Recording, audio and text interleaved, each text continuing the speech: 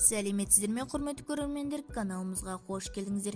Егерде дүниежүзі және де Қазақстанда болып жатқан жаңалықтарды алғашқылар қатарында біле отырғыңыз келсе, арнамыздағы подписация және де бір ғана лайк түймесін баса кетуді ұмытпаңыздар.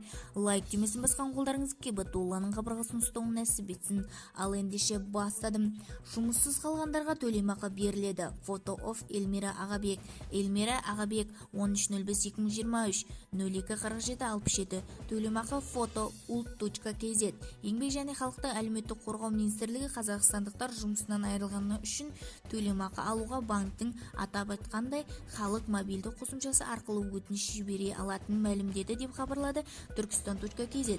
Жұмыссыз қалып мемлекеттік органда тіркелген адамдар жоғалған табыстың 45%-на дейінгі мөлшерінде төлемі бір айдан 6 айға дейінгі мемлекеттік әлеуметтік сақтандыру қорынан ала алады деп жазады sputnik.kz.